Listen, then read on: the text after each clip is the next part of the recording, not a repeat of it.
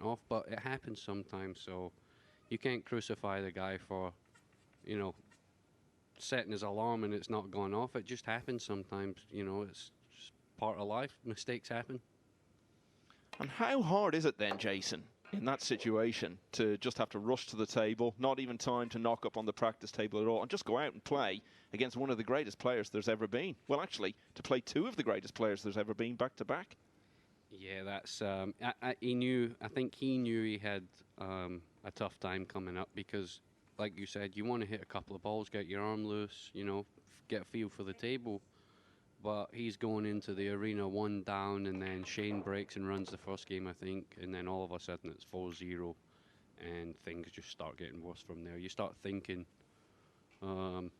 stuff's going to happen, or you're not going to get a ball on the break, and you're going to sell out. It's just like that. And just from your own point of view then, Jason, it was slipping away a bit. You made such a great start, then you had a couple of defeats along the way, but the last couple of matches now, you seem to have got things back on track. Yeah, yesterday I didn't play my best yesterday. My last match I kind of got a little bit lucky to beat Alex 5-0. He gave me a few opportunities, but yesterday I was kind of feeling a little bit edgy. I think when I got here I made a bad move at going to sleep at 6 o'clock at night, and it kind of screwed my sleeping pattern up a little bit. So yesterday I wasn't really feeling myself. I felt a little bit edgy. But today I feel great. I got a good sleep last night, and I feel fresh now.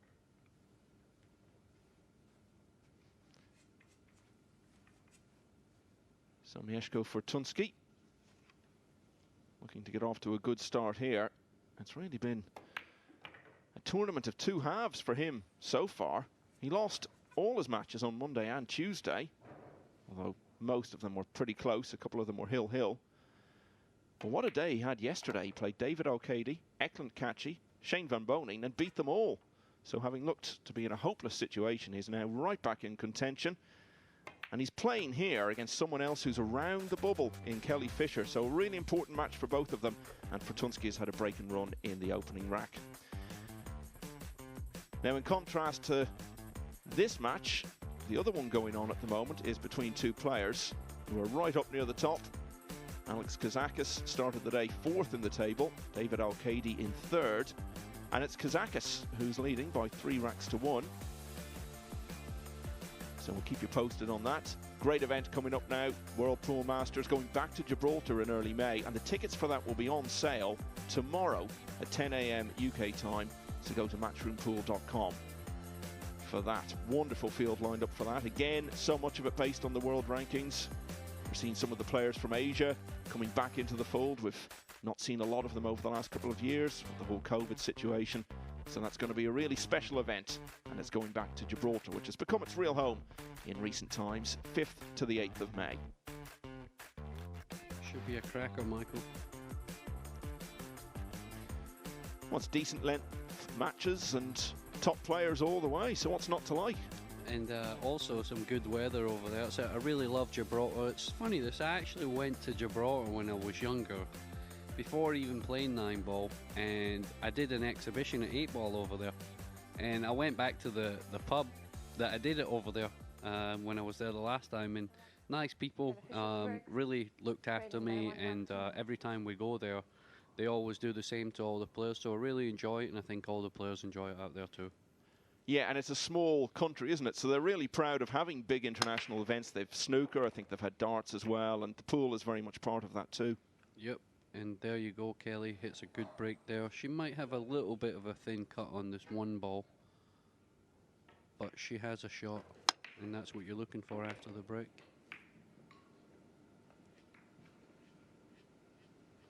Yes, I think it's a bit too thin to be going for this one. I think the best shot here is to try and bank the one across. Maybe try and get the cue ball tucked in behind the 6. It's a touchy little shot, but I think it's there. She can also play the other way, put the 1 to the 6 and try and get down behind the 5 ball actually. Just close to the 9, just a little touchy shot. And she went round.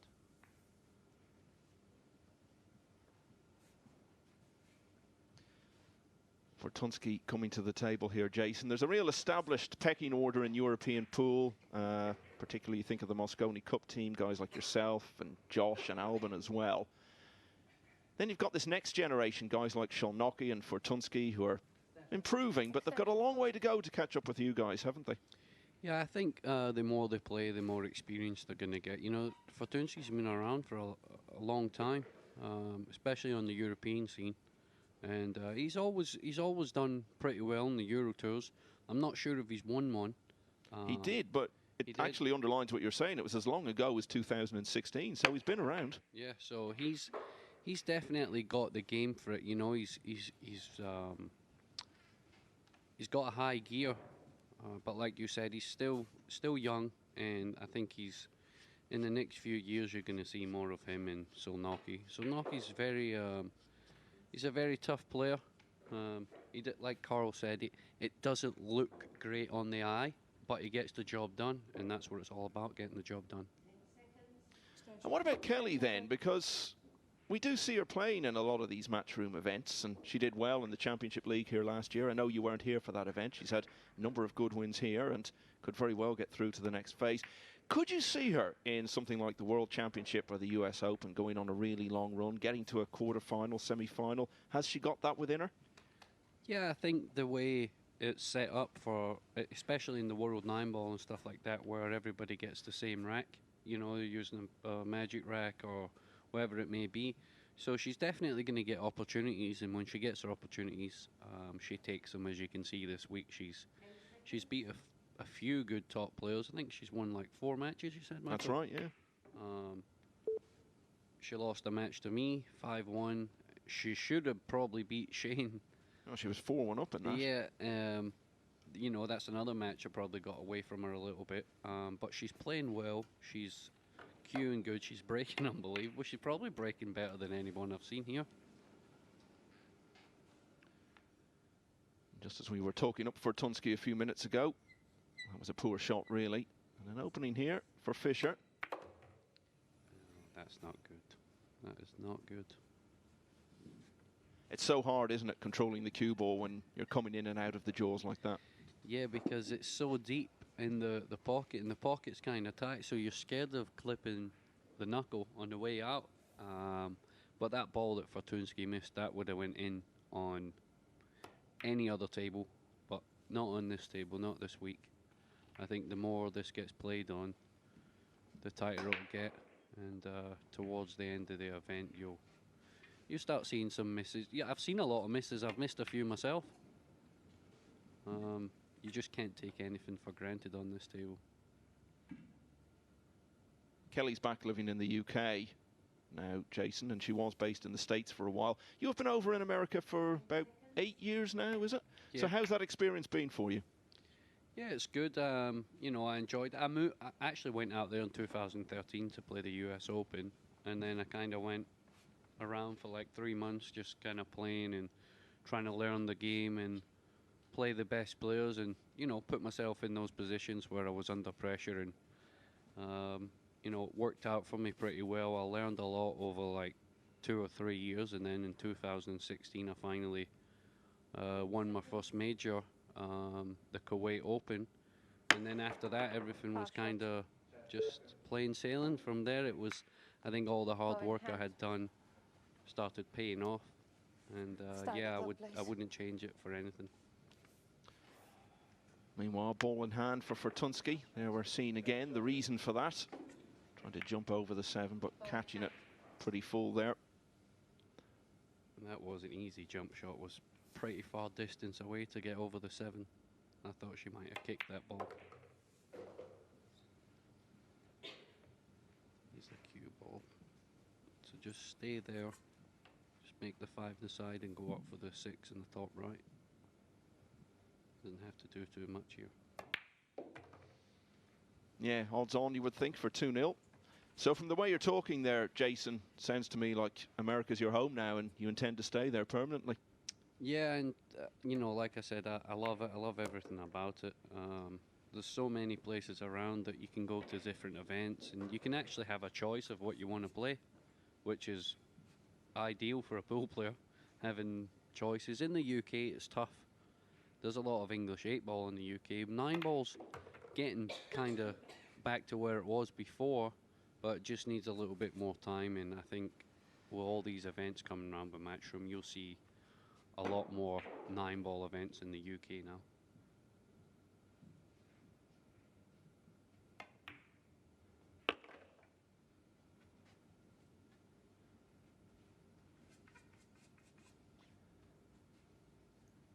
So Mieszko Fortunski looking to carry forward the momentum from his 3 good wins yesterday. And often it can be this way in this sort of format. It's better to find your form towards the end of it in some respects. Yeah, I didn't like that shot he played there. On this table, trying to stun the ball off the rail, it kind of slides a little bit, so I thought he was going to draw this ball. That way he would have got all the way up and he would have had an easier shot in the 9. Still fancy him to get this though. Oh. He's not going to want to see that pocket again. It's been a nightmare for him so far in this match. And the same table, just the match before, Albin missed a 9-ball on there, and then Naoki Oi missed a kind of similar shot to this to make it hill-hill. So there's been a few 9s missed on that table already today. And she's banked it short and she's sold it out. Yeah, and this is the danger, isn't it? Because Kelly Fisher was going pretty well. Now, she had a couple of fairly heavy defeats to end yesterday. Overall, yesterday was a disappointing day for her. She lost 3 of her 4 matches. And you saw the reaction there and the big sigh and almost dropping the cue on the table. She can't let her head drop. There are a lot of matches still to play. He's fluked it in the corner. Oh, no way. Wow. What a finish to the rack. Those last 3 shots. Fortunski misses it. Fisher misses it. Then Fortunski misses it again, but flukes it and looks almost embarrassed to take a 2-0 lead. Wow. But it's great, though, Jason, as a spectacle point of view. We're seeing so many more balls missed, and it makes the game much more fascinating to watch. Yeah, that there is unbelievable. He's missed that by an absolute mile. You can see he's there. He's disgusted. Kelly's absolutely in shreds in her chair. She's fuming. I think she looks like she wants to go and have a word with the pool gods because she feels they've really served her a bad one there. So Fortunski, through a very strange route, leads Kelly Fisher 2-0. And doesn't she look disgusted about it? Yeah, a little nod to the head there. It's tough. You know, I was playing catchy there, and I think second game I was up 2-0, and he breaks dry, and I cut the 1 in, trying to use the 9 as a little guide to come back up the table, and I end up fluking the 9 in the corner. So, you know, it's part of the game. We all know it's there. We've all seen it many times. So it's just about swallowing it and getting on with the next rack. And it's very easy in this game to get down real quick on yourself, especially in a race to 5. It could be over real quick. So it's important to try and forget about it as quick as possible. And there's nothing you can do. It's out of your hands. And I think Mieszko looked even more apologetic there than you did when it happened for you earlier on. But he won't turn down the 2-0 lead. Over on the other table, David Al-Kadi is on the 9-ball to make it 3 apiece against Alex Kazakis. In a clash of 2 of the players who've been doing particularly well here, marking themselves out as big contenders for this title.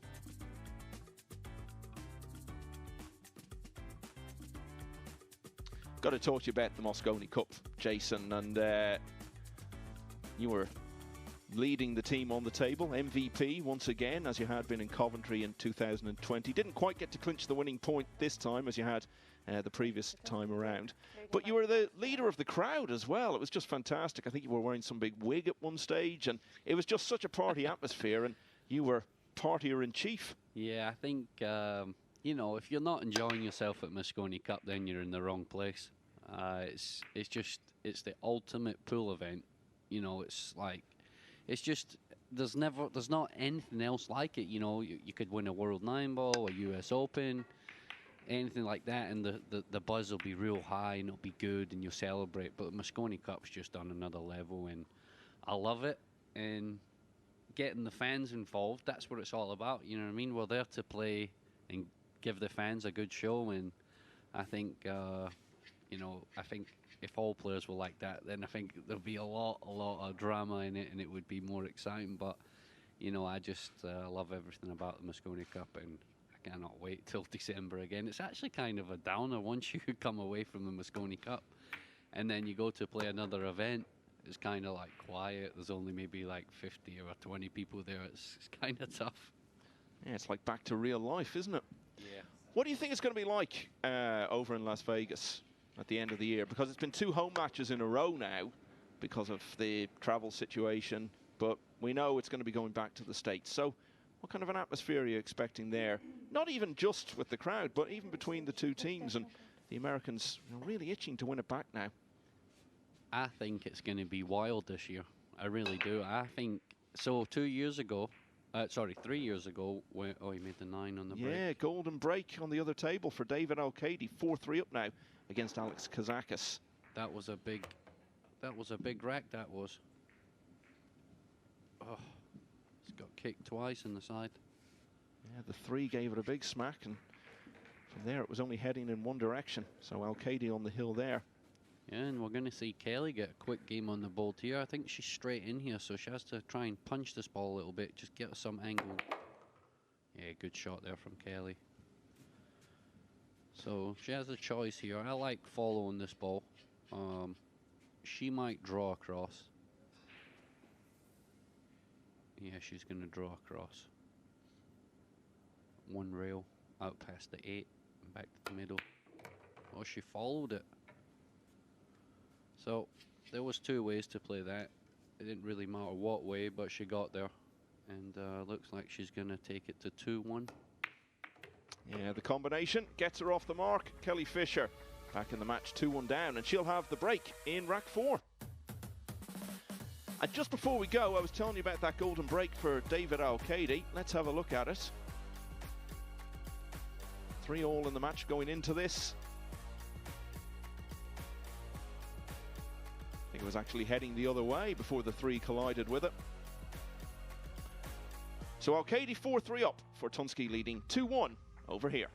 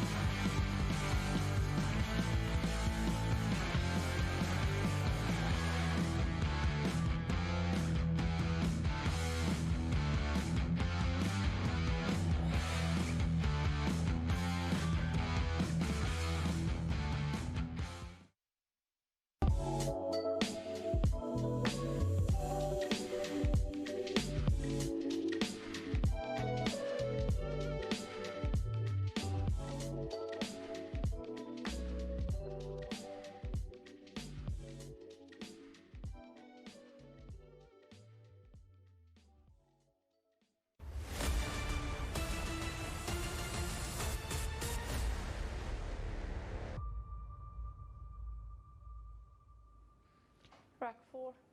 Welcome back to day 4 of the Predator Premier League pool in Milton Keynes, the penultimate day of the first phase. Everyone today looking to put themselves in position to secure their spot in the weekend. And we'll have phase 2. Only 10 players going through to that. And these two both still with very strong ambitions of being among that select group. Kelly Fisher, 2-1 down as she breaks in rack 4.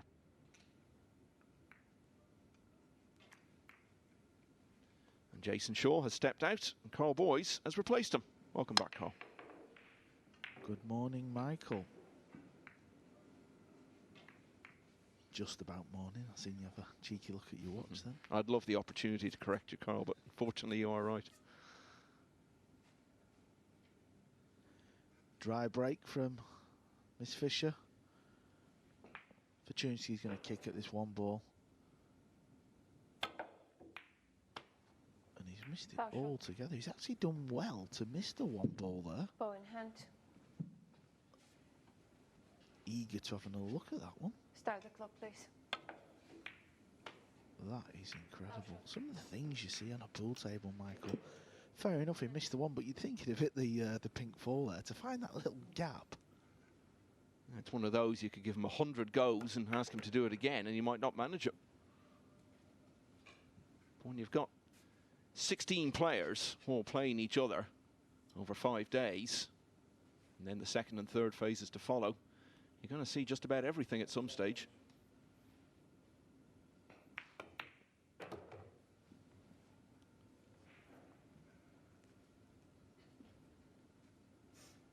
If the 3 ball passes the 9, Kelly will shoot that shot. She won't be interested in no combinations. Over on table 2, a repeat of one of the most famous pool matches in modern era. He's about to go hill-hill.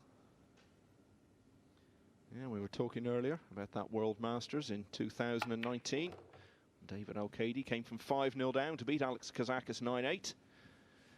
And they're going for another hill-hill finish here because Kazakis has just potted the 9 to take that 8th rack in response to O'Cady winning the 7th with his golden break.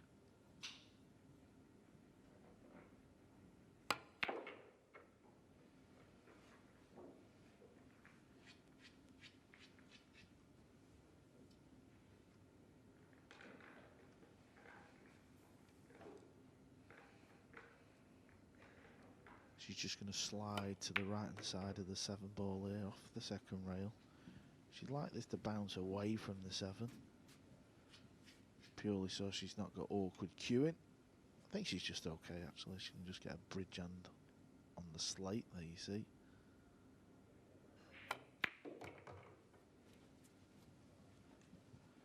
She's battling away well, is Kelly, to be fair, isn't she?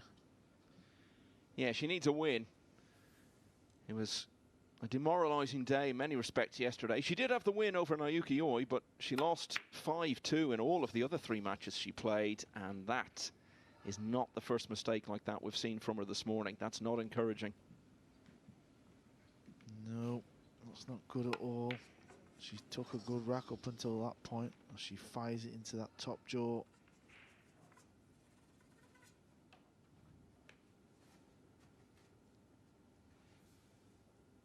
One decent shot here. And that should be 3-1. I've seen a few mistakes from both of them. He had an anxious moment there.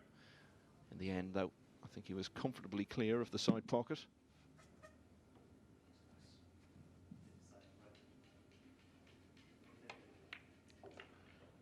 Yeah, just look at that. Just at the point of the middle. And that one thought about it for a moment as well. It's been a strange match, this. Neither of them really firing. But Fortunski is getting the job done at the moment. He leads 3-1.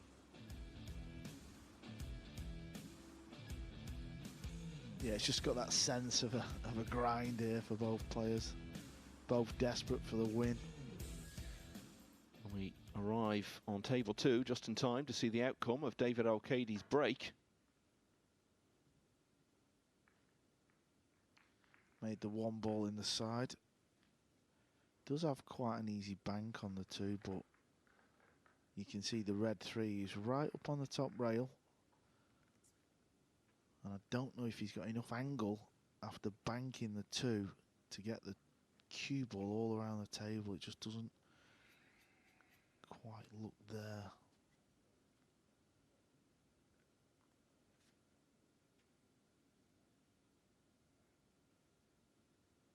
I think that would be one of the top 3 shots of the week so far if he pulled that one off.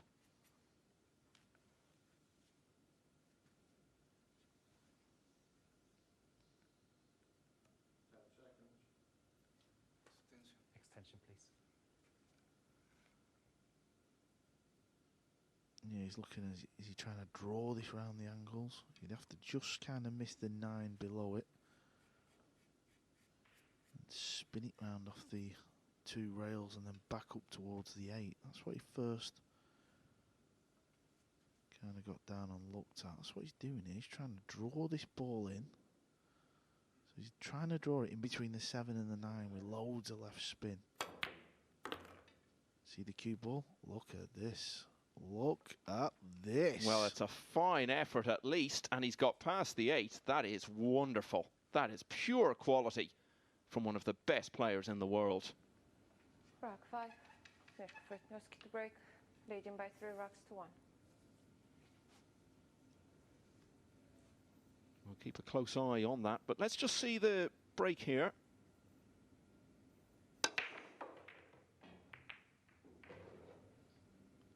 And not a good one by any means. Opportunity knocks for Kelly Fisher once more. Bow in hand. And Al-Qaedi's played a shocker after the Start the wonderful competition. shot.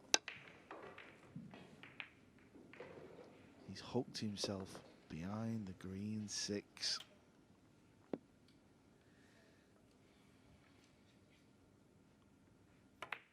The more you build up a player, the worse the next shot usually is.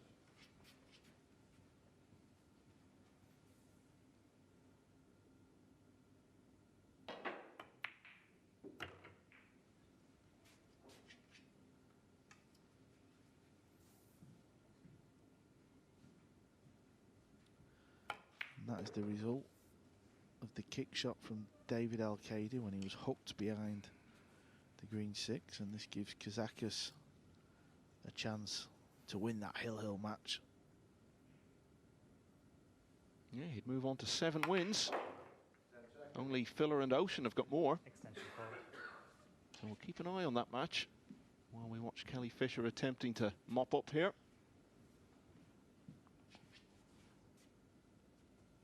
And that scratched break could be a turning point, because chance here for Fisher to get back to 3-2, and then she'll be breaking in rack 6. But let's not take anything for granted after some of the balls we've seen missed in that match.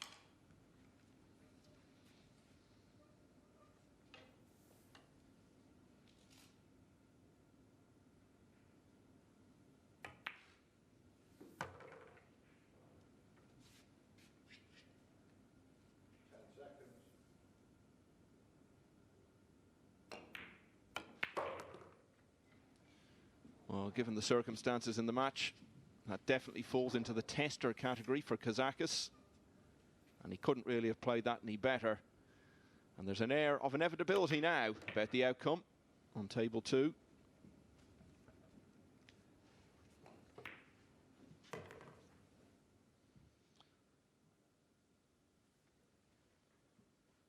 That's not the greatest shot he's ever played. Should still be fine though.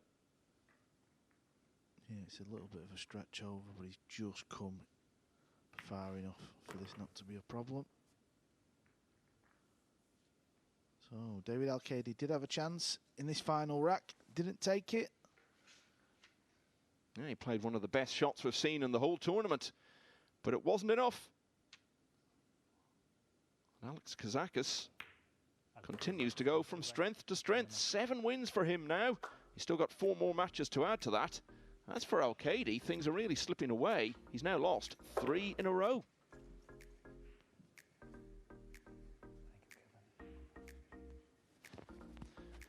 While all that was going on, Kelly Fisher did take full advantage of that opportunity to close to 3-2. So another hill finish between Al-Qaedi and Kazakis, just like there was in that legendary World Masters final, but a different outcome this time, and that's where it leaves the man from Greece in the table, in 3rd place now, and really doing so much to outline his credentials as a serious contender for this title. Alban Ocean, the perfect 10 so far. He's still got another couple of matches to play in this session as he looks for that perfect 15, which is a real prospect now.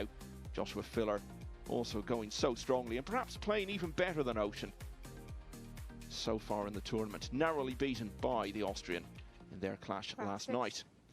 So Kelly Fisher right back in it here, 1 behind as she breaks.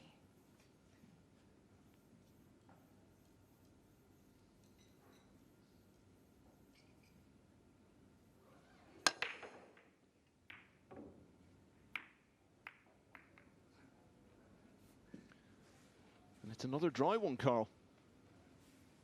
Yeah, unfortunately for Kelly, the wing ball didn't go in. It did go close to going in. And there you see in the green 6. Also nearly went in. Now does the one ball sneak in that pocket off the right hand jaw? It's very tight.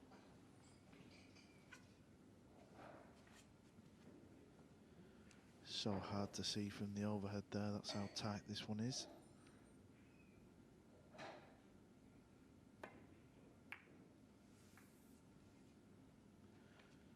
He didn't play it, he played safe. We saw it there again, Carl, having the break. Still an advantage, but definitely doesn't seem to be quite as much of a factor this week as it usually is. Yeah, there's definitely been some inconsistencies. Now, I think Kelly can just thin this in, you know. 10 seconds.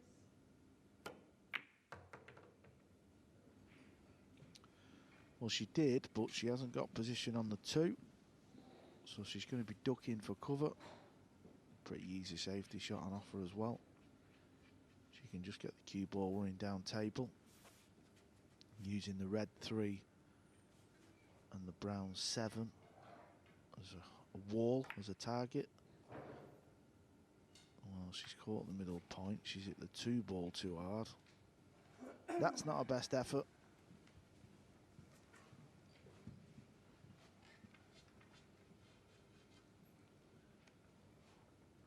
When she played in the Championship League here around about this time last year, it was very similar to the way things are perhaps unfolding for her now, because she got a lot of good wins early on in the week. Extension code. One particularly memorable one was against Fortunski, actually. But then in the last group she played, once she lost a few matches, she seemed to get into a bit of a losing habit, bit of a rut, and ended up losing 6 out of 6. And that was the end of her participation under that format. And just 1 or 2 signs that she's battling against the tide here. Wasn't a great day for her yesterday, as I was saying. And although she's still in this match, she can't be at all pleased with the way she's been playing.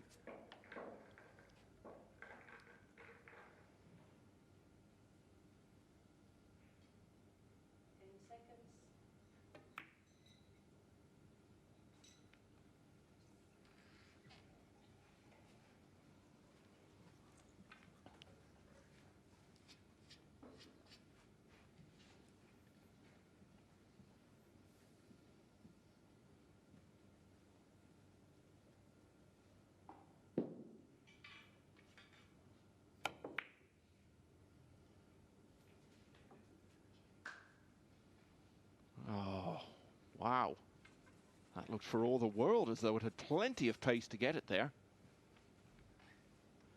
Yeah, Kelly kicked off the bottom rail, and to be honest, there was no real thought process going that way. She could never really get it safe. I think she just played to hit it and line of it. He's struggling for Fortunski, though. He's not getting this cue ball where he wants. He didn't want to be there. He wants to be closer. Now, I think he can still float this in between the green 6 and the 9. Float out for the 5 ball in the same pocket. And this looks a better shot indeed. Yeah, back in prime position now in this rack. Yeah, he's got another match to play quite shortly. Next up on this table, whenever this one finishes, will be Oliver Shalnocki and Skylar Woodward. But then Fortunski's back on to play Omar El Shaheen, and that's going to be another key match, because El Shaheen is another one of those players on the bubble, as we're saying, in or around that all-important 10th place at the moment. But I would suggest Fortunski is going to try and get hold of a practice table between matches, because at the moment it's really just a case of getting the job done. He's not producing his best by any means. It's one of those matches where you feel the winner is going to be the one who just makes the fewer mistakes. Neither of them really producing their best. Landed a little bit short of pace. Can he just roll it in and cue ball kind of hit that top jaw of the right centre. He must be a little bit awkward because he's not got down really quick. Well, he must have been scratching. This is very bizarre, this match.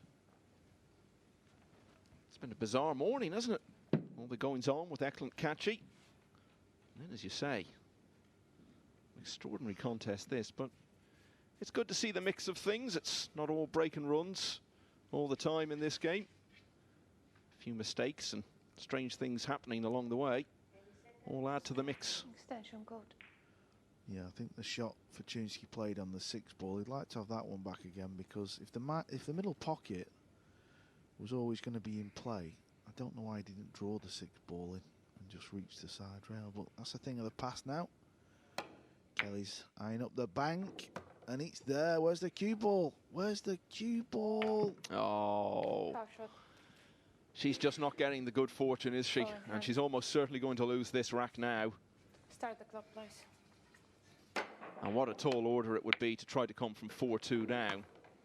Fortunski will be breaking on the hill in the next rack if he takes this 8 and 9 here. And even if she did somehow manage to take it to a decider, Fortunski would have the break again in that.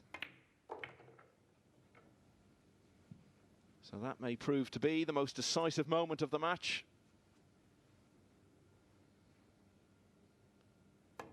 It's not pretty, but Fortunski is first to the hill. He leads Kelly Fisher 4-2.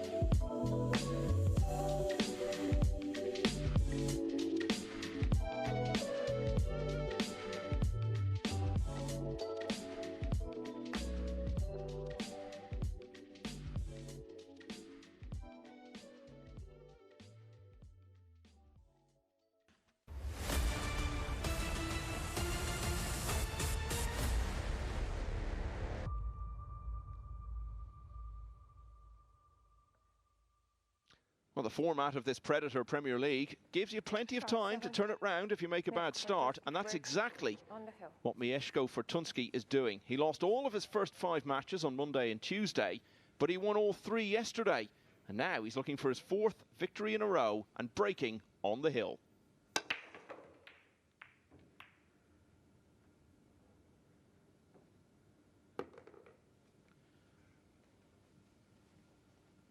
It's not the worst of breaks. If he can't cut the 1 ball in, his favourite to make the bank.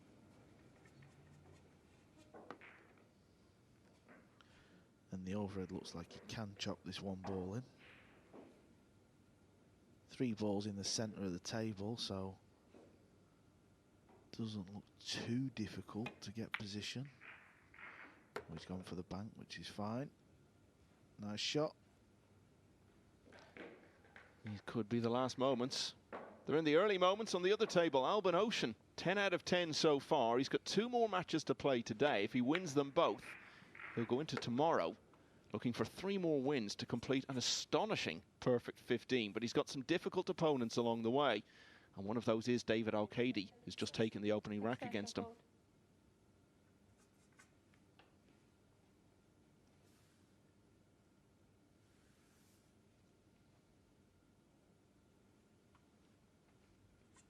He's obviously got a bigger angle than required. He's just looking at rolling this in and using the 8 to hold the cue ball for the pink 4 in the centre.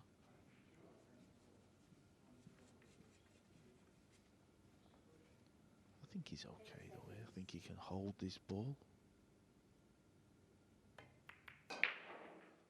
Yeah, he's used the 8 nicely, so that's fine.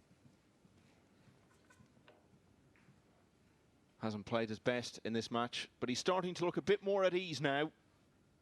He knows the winning line is there.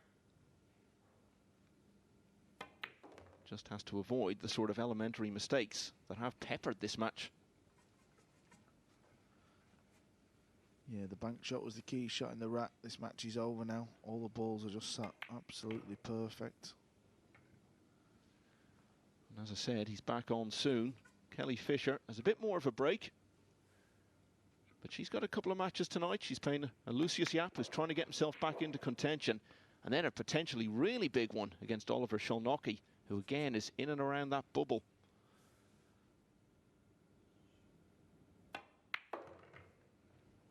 She isn't out of contention or anywhere near it, but she's going to have to start turning things around. Mieszko Fortunski, though, maintains his forward momentum. It's 4 wins in a row for the man from Poland. He's beaten Kelly Fisher by 5 racks to 2. Oliver Szolnocki and Skylar Woodward